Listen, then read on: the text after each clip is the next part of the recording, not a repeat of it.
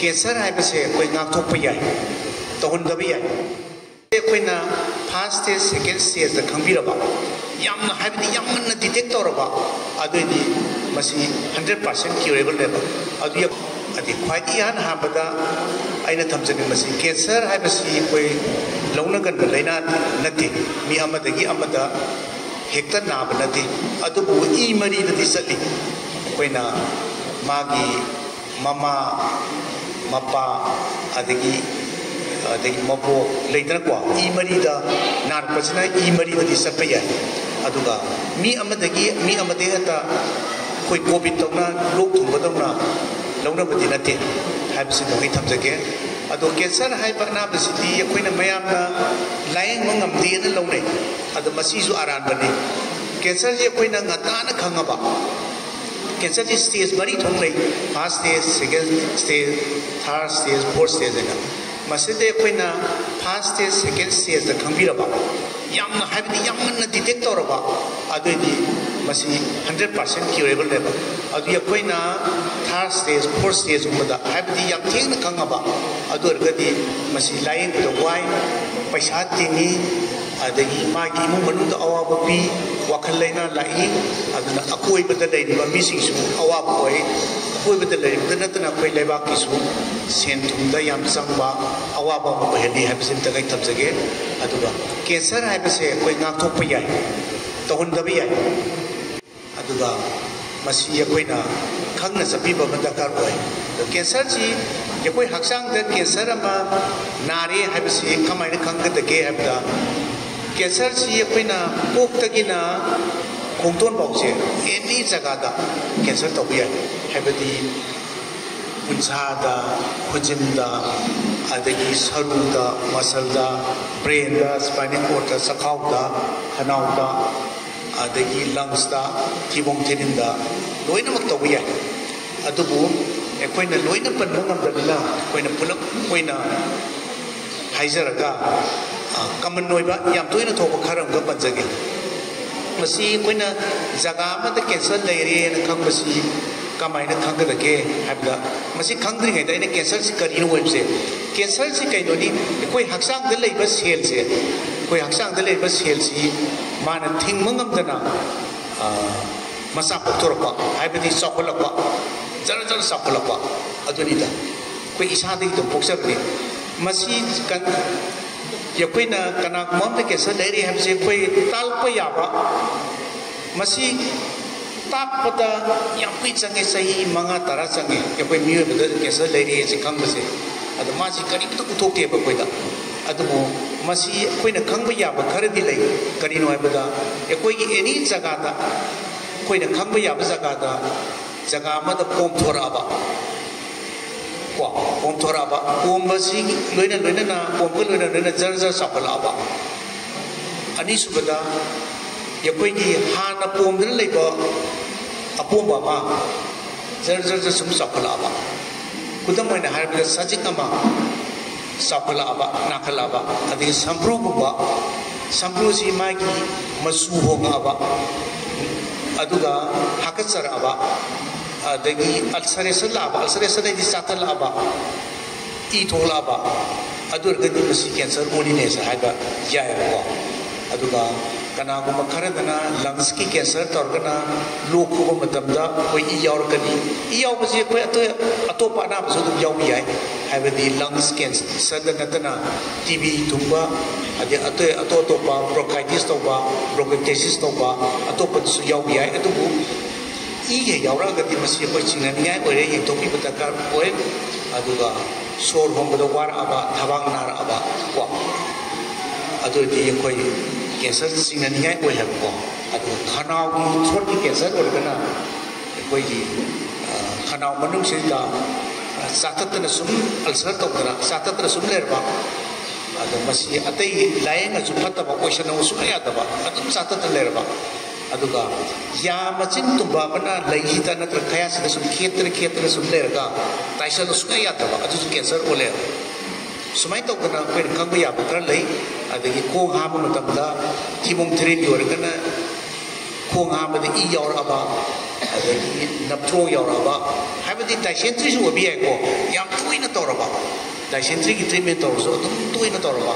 adoi di masi chinganiya ore adiam henzalaga di koi pokto pok na ko payor kani aduga ising satpa matamda yakoi I yauraba aduga hani ising fazana satlam basi koi mari si sum pixalaba kona sapa yaktraba tingalaba adu su yakoi ki nupa dana koi prostate cancer process of to koi bi ai adu koi natani ek thukse bas singma symptom kar lagadi masi sinane ba haiba nupi da wargana yakoi ki thagi I la pasida maram sadana isi yam hena lava adagi thagi I khambur matunda su isi waba lava adagi nupa nupi unarga isi helakpa naba papa amora kai sapa manam nambasalaba adu di koina ngang khaw masigi cancer ba yai adagi koi gi angang khaw gi pandasai koina di angang khaw gi bokusida cancer ora ba yai hebse koina chingna ba yai ato ba na su infection ora su yai aduga masi yakoina chingna ninga amati oira ba masi yakoina kangtopi da ba aduna yakoini any jaga dagi naton dagi oro nakong dagi oro ising mari dagi oro adagi amangtong dagi oro I tara ba adani masi chingna ninga oira ba de amangtong dagi I tare na yakoina kanang makar na masi piles na ai dai piles su I di dutta ba adunga sai cancer su I di dutta ya ko ha bi isi jawle masih ni kona masih tu ni yang topik kita ni files na tahu orang adagi angang bagi jaga ini jaga apa dah bagi tiri ni jaga apa dah kisah tahu orang je kona yang topik terkar masih ni kona aduga misi kirum tahu orang yang sang lau tahu orang tu lagi ni sab tak bayar boy I wasan lekani kusuk taisha lekani adi my weight se sum sana sum tar kani sumaina chingna ningai goi ba khara pira gadi yakoina yam thuna ali stage koina yam ngatna ye thopi ga dabne habse masing dang thamsage aduga yakoi cancer si koina prevent to bi prevent ai tinga to pa koina angang si ginari the prevention is better than cure na koina tawring koi ngak thok pasu yai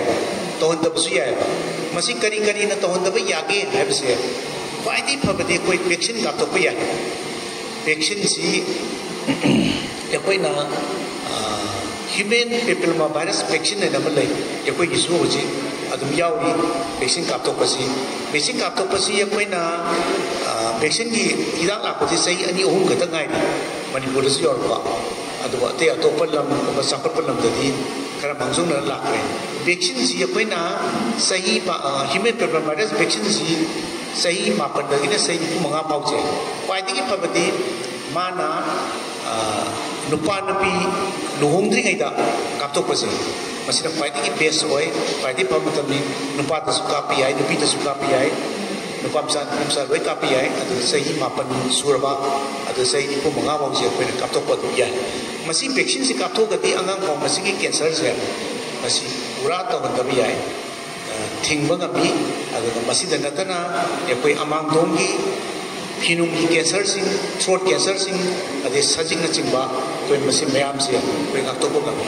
aduna hoji si sapala ko ni batungina Russia da so cancer ngakto ngami vaccine yam kana try tawri masi la ka ni khari hena bagani masi ni yakoi na padi marui ba ngakto ko yab se ade atai atopa ngakto pa yab singa karino habda yakoi na sari thali ba mayam se masih section thora kar lo kuta ba yakoi ki tobacco and tobacco product hai yakoi na surup thai ba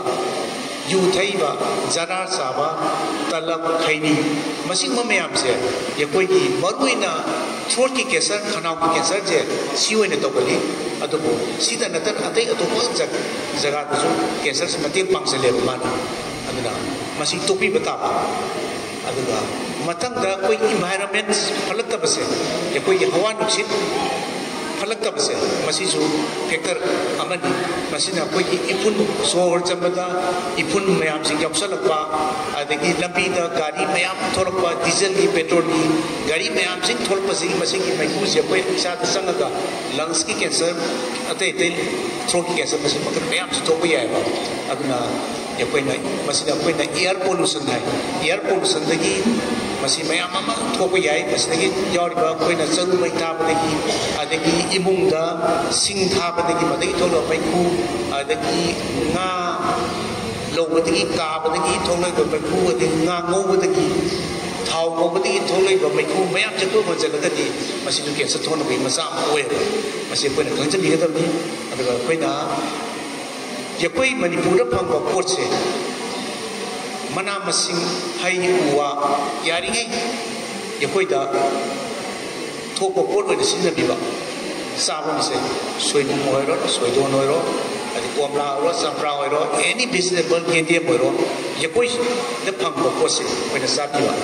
organic होइबा मपानदगी चंगई सिदी मतम सांगना थंप यादबैना chemical हपचलपा nga makta hairo pumdadanaba matam sang lebi yanaba koi mayam hapchalakpasina koi haksang ga carcinogen haidi cancer thon ba yaba pot mayam ama yauri khudam hoina hairabada yakoi package food yakoi gi packet ta haba food singse sinjak singse koi gi yam thune ta package sin thakna pakai gi ta sab yaba hojiki angang sing yam pamba posak singse masida सान पोषक कुन थप यादनब मोइना कोई saturated fatty acid trans fatty acid preservative मैम हापचलेब colouring material flavour हावनब थुम की सरू चीनी की सरू मैम से हापचलेब सांग कुन थम यानब याम हावनब सूम चासलगदी नों फादो चाबदी कैसु कायदे सूम तोयन चासलगदी कैंसर ओनबगी मचा खुदम हाइजे यकोई पैकेट नतना कोई तीन हाप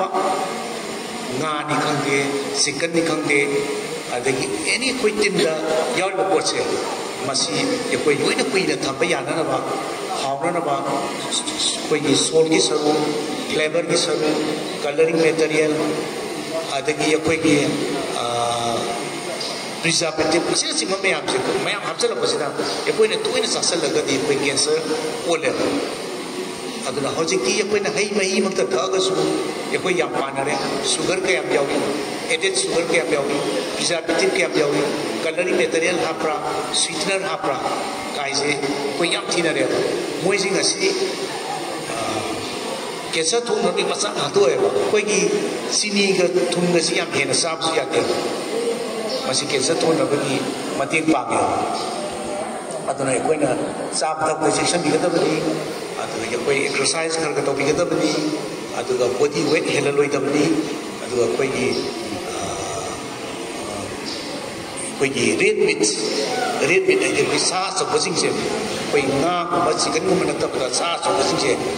चारोदबनी रेड मीट कैंसर थोनबी फैक्टर सूमाय तौर मैम लेगे चेक्सन चाब थकसी येंगे चाबीरगदी खर बाउदी कन्गनी कैंसर से पृथ्वी ख्वाई नंबर 1 किलर होरे मैम खाबी लेकाय कैंसर तौरे कैंसर तौरे सूम नक्सलपने मरी मता कैंसर होरे नोम नोमी सूम हेंगलेब मणिपुर मपान रिफर तौबसे अगर डायरेक्टर होगा मपान रिफर तौबसे हप्ता खुद सगोजे नुमित खुद मपान रिफर तब कोई पोट पामी कैंसर से 50% हो हजिक तौरीसे